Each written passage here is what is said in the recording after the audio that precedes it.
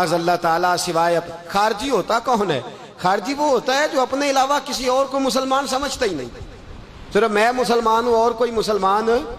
ہر جمعے 1500-1600 آدمی کو مشرک کرنا ہے، ہر جمعے 15-20 لوگوں کو کفر کا فتویٰ دے کے فارغ، یہ بھی شرک وہ بھی شرک، یہ بھی کفر وہ بھی کفر، فتوے پہ فتویٰ ہر جگہ. میرے عزیزو یاد رکھو، میرے رسول کریم جس طرح کافر کو کعبہ کھٹکتا ہے نا، اس طرح گنبد خضرا بھی بڑا کھٹکتا ہے، کافر کی آنکھ میں کھٹکتا ہے. ایک دفعہ نہیں، یہ پہلے بھی سازش ہوئی، آج سے 400 سال پہلے. سلطان نور الدین کا جب زمانہ تھا، ان کا پائے تخت شام میں تھا، مدینے کے گورنر کوئی اور تھے. سلطان نور الدین کہتے ہیں میں ایک دن سویا، کہتے ہیں مجھے خواب میں مدینے کے چاند کی زیارت نصیب ہوئی، حضور میری خواب میں آئے اور مجھے یوں لگا جیسے مجھے کسی نے فرش سے اٹھا کے عرش پہ بٹھا دیا. محبوب ملے اور حضور نے مجھے 2 لوگ دکھائے، داڑھی والے، عبادت کا نور ہے چہرے پہ، بظاہر نشان ڈال لیا ہے، متھا گھسا گھسا کے. کہا مجھے نظر آئے. نبی کریم نے فرمایا یہ دونوں شریر مجھے پریشان کر رہے ہیں، مجھے ان سے بچاؤ. جو نبی وہاں آ کے اطلاع دے سکتے ہیں وہ اپنا دفاع بھی کر سکتے ہیں، اور اللہ تبارک و تعالیٰ اپنے نبی کی مدد کے لیے فرشتے بھی بھیج دیتا ہے. حضور با اختیار ہے، لیکن حضور امت سے کام لینا چاہتے ہیں. نبی پاک امت سے، بولے تو صحیح، ہم دینا بھی چاہتے ہیں کہ نہیں؟ حضور امت سے کام، یہ امت کی ڈیوٹی ہے، وہ نکلے حفاظت کرے. ورنہ اللہ تبارک و تعالیٰ نے اپنے نبی کو با اختیار، اللہ تو 5-5 ہزار فرشتے بدر میں نازل کر رہا ہے اپنے نبی کی مدد کے لیے. تو اللہ کے حبیب نے فرمایا سلطان خوش ہو گئے، کہتے اٹھا، بڑے تحفے، بڑے تحائف، بڑا کچھ اکٹھا کیا، بڑا لمبا لشکر تیار کیا. 16 دن کا مسلسل سفر کر کے مدینے پہنچا. گورنر مدینہ کو کہا کہ سارے مدینے والوں کے لیے میں تحفے لایا ہوں، سب کو بلاؤ. یہ توجہ کرنی ہے آپ نے، اس واقعے کے پہلو میں ہر چیز آ جائے گی، ہر چیز.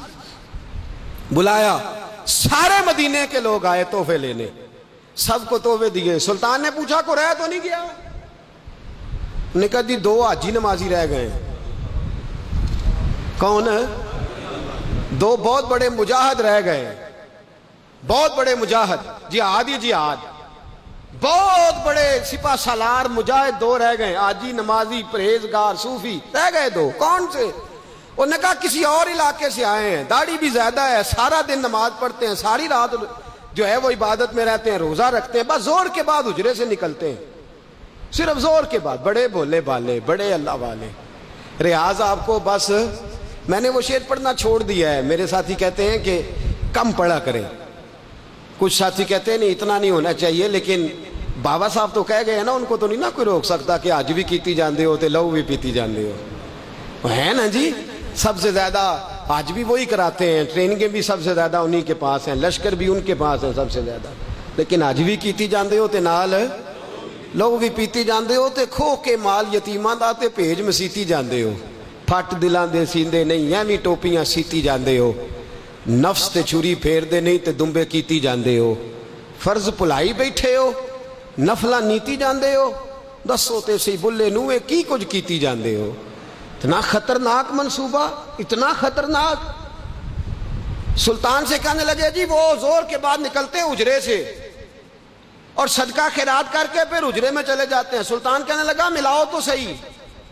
جو بندے گئے وہ بھی بڑے بادب گئے. کہا جناب آپ کو بلا رہے ہیں، اس لیے کہ مدرسہ ہی بہت بڑا ہے، ان کا طریقہ ہی بہت بڑا ہے، کیا بات ہے. بلا کے لائے. سلطان نے دیکھا تو سلطان کی آنکھیں کھل گئی، کہنے لگے یہ تو وہ 2 ہیں جو مجھے حضور نے خواب میں دکھائے ہیں.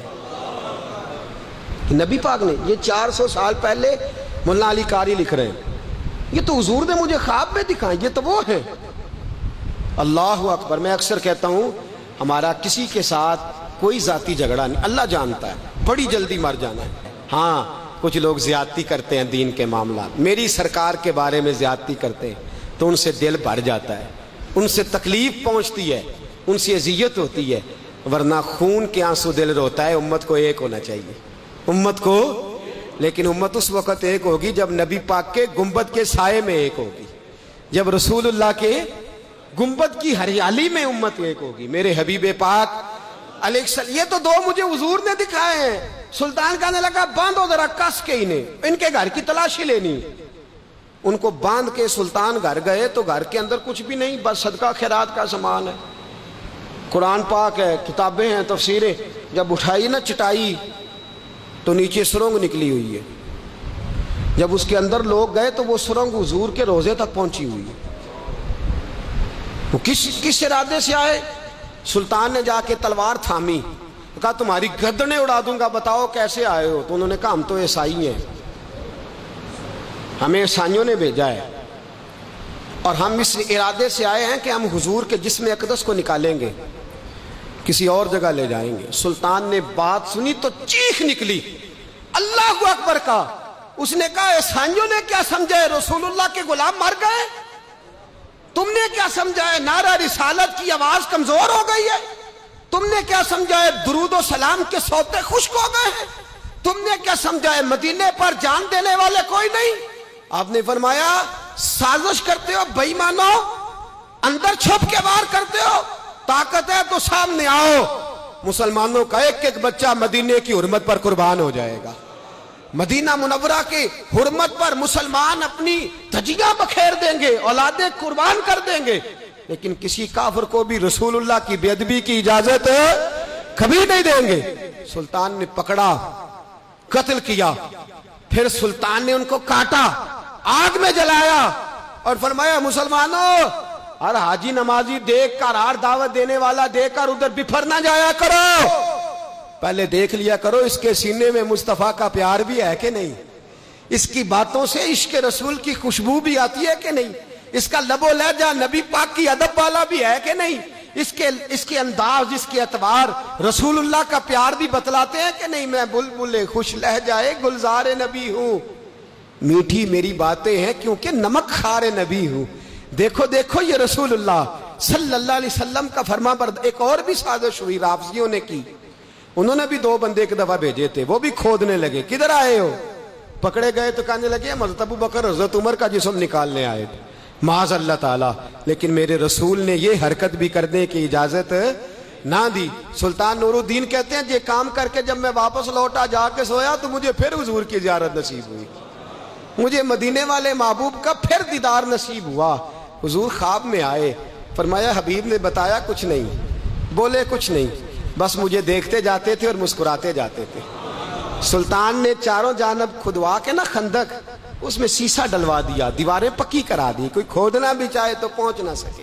کہتے ہیں حضور دیکھتے جاتے، مسکراتے جاتے، اور جب میرے نبی میری طرف دیکھ کے مسکراتے تو مجھے یوں لگتا اللہ نے میرے لیے جنت کے سارے دروازے کھول دیے. مجھے یوں لگا جیسے جنت کی حوریں مجھے سلامی دینے آئی، مجھے یوں لگا جیسے فرشتے جھونکا آئے ہیں اور مجھے کہتے ہیں کیا تیرا مقدر ہے، کیا تیرا نصیبہ ہے، کیا تیری بات ہے. ہم ہر خارجی، ہر ناسبی، ہر رافضی کی مذمت کرتے ہیں اور مسلمانوں کو بتاتے ہیں پیغام وہی ٹھیک ہے جو امام حسین کا پیغام ہے، اور پیغام وہی ٹھیک ہے جو حضرت عثمان غنی کا پیغام ہے، جو حضرت عمر فاروق، حضرت ابو بکر صدیق، مولا علی کا پیغام ہے. وہی پیغام امت کے حق میں بہتر ہے. نبی پاک کا مدینہ امن کی دھرتی ہے. جتنا مرضی کسی کا اختلاف اپنی جگہ، پر دل کی گہرائیوں سے دعا نکلتی ہے، اے اللہ اپنے نبی کو، شہر کو ہمیشہ امن اور سکون کی ٹھنڈی ہوا نصیب فرما. اور خدا بندہ تو میرے اللہ کارساز ہے، قدرت والا ہے. اللہ ہر اس نظر کو تباہ کر دے جو حضور کے مدینے کی طرف میلی نظر اٹھاتا ہے. ان ہاتھوں کو توڑ دے جو رسول پاک کے شہر نور کی جانب دیکھتے. اے اللہ تباہ کر دے ان لوگوں کو جو حرمین شریفین کی طرف بری نظر سے دیکھتے ہیں. اور ایک اور بات بھی کرنی ہے. دیکھو میرے حبیب نے فرمایا مسلمان ایک جان ہوتے ہیں، ایک حصے کو تکلیف ہو تو باقی سارا بھی. ہمیں کشمیر کی بڑی تکلیف ہے.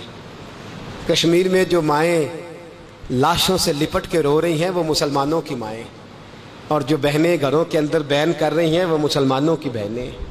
امن، سکون اور پیار کے ساتھ ہم اپنے گھروں میں رہ رہے ہیں، لیکن کشمیر میں جتنے لوگ بھی شہید ہو رہے ہیں وہ مسلمان ہیں، وہ کلمہ گو ہیں، اور سارے کے سارے اسلام کے نام پر کاٹے جا رہے ہیں.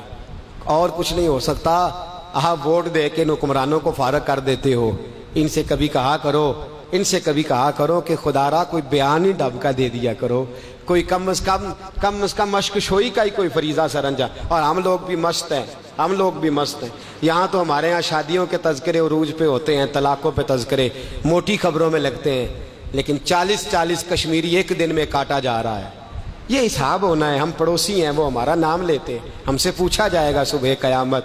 اور کچھ نہیں ہو سکتا تو جمعے میں دعا تو ہو سکتی ہے نا کہ یا اللہ تو ان کی غیب سے مدد فرما، اے اللہ تو ان کے حال پہ رحم فرما، اے اللہ تو ان کی مدد فرما اور کفر کے مقابلے میں انہیں غلبہ عطا فرما۔ اے اللہ امت مسلمہ کو پھر سے عروج اور باکپن عطا فرما، ہمیشہ مدحت خیر الانام میں گزرے۔ دعا ہے یہ عمر درود و سلام میں گزرے۔ آخر دعوانا ان الحمدللہ۔